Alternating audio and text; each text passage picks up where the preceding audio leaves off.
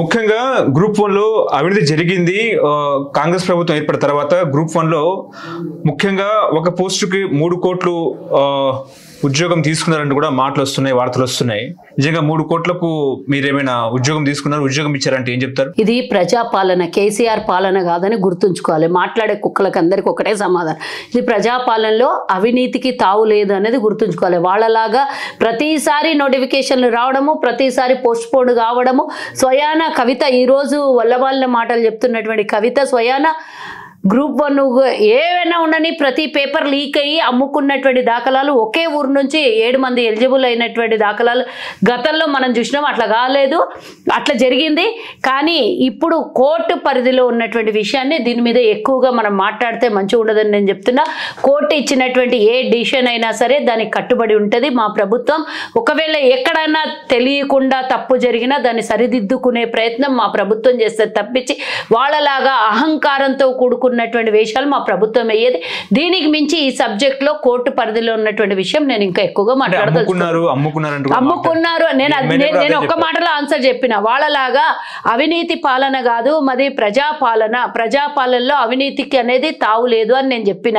అమ్ముకునేది అనేది వాళ్ళ ఆలోచనలు, అవి అమ్ముకునేది అనేది వాళ్ళ వ్యవహారం, అమ్ముకునేది అనేది వాళ్ళ వ్యాపారం. ఇది మేము విద్యార్థులతో వ్యాపారం చెయ్యము, భవిష్యత్తుతోనే వ్యాపారం చెయ్యము. ముఖ్యంగా రాష్ట్ర ప్రయోజనం కోసం ప్రజాపాలన నడిపిస్తున్నటువంటి ఈ ప్రభుత్వంలో అవినీతి కానీ అమ్ముకోవడాలు అనే మాట ఇంకా చాలా దూరం అని నేను చెప్తున్నాను. అసలు రాష్ట్రంలో ఏం జరుగుతా ఉంది? మొన్న యూరియా బంధు, నిన్నేమో డిగ్రీ విద్యార్థుల కళాశాల బంధు, ఇవాళేమో ముఖ్యంగా ఆరోగ్యశ్రీయే బంద్ అన్నట్టు కూడా హరీష్ రావు ట్వీట్ చేశారు. ఏం చెప్తారు? గతంలో కేసీఆర్ 10 ఏళ్ల పాలనని ఒక్కొక్కటి గుర్తు చేసుకొని మేమేం చేస్తున్నాం వాళ్ళు ఏం చేస్తున్నారని ఒక చిన్న డిబేట్ ఆన్సర్స్ ఇస్తాను నేను నీకు. ఆరోగ్యశ్రీని ప్రైవేట్ హాస్పిటళ్లలో ఆరోగ్యశ్రీ డబ్బులు ఇవ్వట్లేదని గతంలో కేసీఆర్ హయాంలో ప్రైవేట్ ఆసుపత్రుల్లో ఆరోగ్యశ్రీని బంద్ చేసినటువంటి విషయాన్ని మీరు మర్చిపోవద్దు హరీష్ రావు అంటున్నా. మీ ప్రెస్టేషన్లో కవిత తిట్టినందుకు బయటకు వచ్చి మా పార్టీల మీద, మా ప్రభుత్వం మీద నిందలేయడం కాదు, అసలు నీ ఏపు నువ్వు చూసుకో.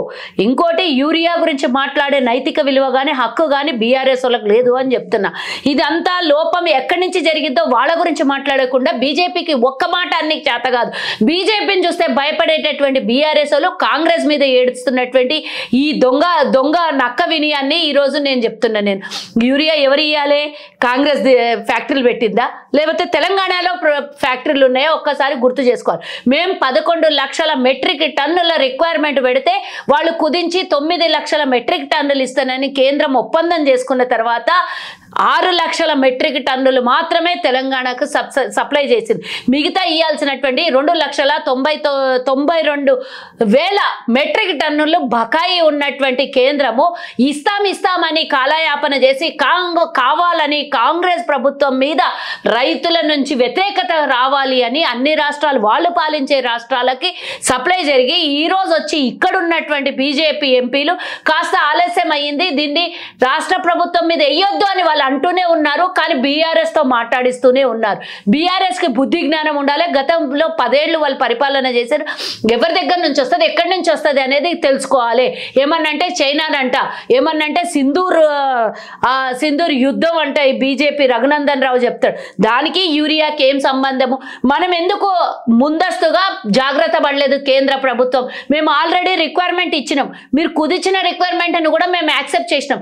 అయినా కానీ మా మీద ఇబ్బందులు రావాలి, రైతుల దగ్గర నుంచి వ్యతిరేకత రావాలని 1 నెల రోజులు ఆలస్యం చేస్తే అతలాకుతలం చేసి రైతుల్ని బీఆర్ఎస్ దుర్మార్గులు అందులో దూరి రైతుల మధ్యలో దూరి వాళ్ళు ఈరోజు తెలంగాణ రైతుల్ని కన్ఫ్యూజ్ చేసే ప్రయత్నంలో అక్కడ 10 మందికి యూరియా తక్కబడితే 90 మంది బీఆర్ఎస్ శక్తులు అక్కడ పనిచేసి చెప్పులు వాళ్ళ మనుషులతో పెట్టించి కావాలని కొట్లాటలు అక్కడ సృష్టించి ప్రభుత్వం మీద ఇబ్బంది దేవాలని చూస్తున్నా. ఇప్పటికీ నిన్న ఇచ్చినటువంటి స్టేట్మెంట్, మా వ్యవసాయ శాఖ మంత్రి గారు ఇచ్చినటువంటి స్టేట్మెంట్, తుమ్మల నాగేశ్వరరావు గారు ఇచ్చినటువంటి స్టేట్మెంట్ చూసుకోవాలి. ఆల్రెడీ 30,000 బస్తాలు 30,000 టన్నులు తెలంగాణకు వచ్చింది. ఇది ఎవరి లోపము? కేంద్రం లోపము. బీజేపీ మీద ఒక్క మాట అన్ని ఎందుకు చేతనైతలేదు? సకాలంలో తెలంగాణకి మీరు యూరియా సప్లై చేయండి అని హరీష్ రావు ఒక్క మాట ఎందుకు బీజేపీని తిడతలేడు? మమ్మల్ని ఎందుకు తిడుతున్నాడు?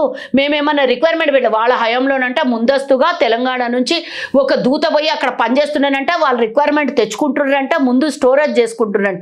నువ్వు గంగా చెప్పాలి నాయన. గతంలో మీ ప్రభుత్వంలో లైన్లో నిలబడ్డటువంటి యూరియా కోసం నిలబడితే యూరియా చచ్చిపోయినటువంటి విషయం ఇదే. ఎర్రబెల్లి దయాకర్ సమ్మన్ ఎవరో మంత్రి అన్నాడు, గుర్తు చేసుకోవాలి. యూరియా గురించి లైన్లలో నిలబడినటువంటి మాటలు ఎంతమందిని ఎంత అసహ్యంగా తిట్టిండో గుర్తు చేసుకోవాలి. చచ్చిపోయినరు అని అంటే సినిమా థియేటర్లో టికెట్లు తీసుకొని కూడా చచ్చిపోతారు, కొట్లాటలు అయి చచ్చిపోతారని ఈ రైతుల్ని సినిమా టికెట్లతో పోల్చినటువంటి వ్యక్తులు వీళ్ళు మీ పార్టీలో ఉండి ఈరోజు మమ్మల్ని మా హయాంలో ఎక్కడ జరగలేదు, యూరియా కొరత లేదు అన్న వీడియోలు ఏమన్నా సజీవంగా ఉన్నాయి కదా. ఆ రోజు రికార్డ్ అయినటువంటి విజువల్స్ ఉండుంటాయి. ఏవి కూడా చరిత్రని చెరిపేద్దామని మీరు నోటి మాటలతోనంటే చరిత్ర చెరిగిపోదు కదా. మా మీద నిందలేయాలని ప్రయత్నం చేస్తున్నారు. కానీ మొత్తానికి మేము కూడా కేంద్రం నడిబొడ్డున మా ఎంపీలందరూ కూడా అక్కడ ధర్నా చేసినటువంటి విషయం మర్చిపోవద్దు. పార్లమెంట్ సాక్షిగా అడిగినటువంటి విషయం మర్చిపోవద్దు. మేము కేంద్రం మీద ఒత్తిడి తేకపోతే కదా మీరు అనాలే. ఇక్కడ ఉన్నటువంటి బీజేపీ ఎంపీలు ఏం చేస్తున్నారు? 8 మంది ఎంపీలది కూడా బాధ్యత కదా. మరి వాళ్ళు వెళ్ళి తీసుకొని రావాల్సినటువంటి బాధ్యత. నువ్వు కూడా ఇదే పౌరులతో ఓటు హక్కు పొందినావు కదా. ఇదే పౌరులు ఓటేస్తే నువ్వు పోయి పార్లమెంట్లో కూర్చున్నావు కదా.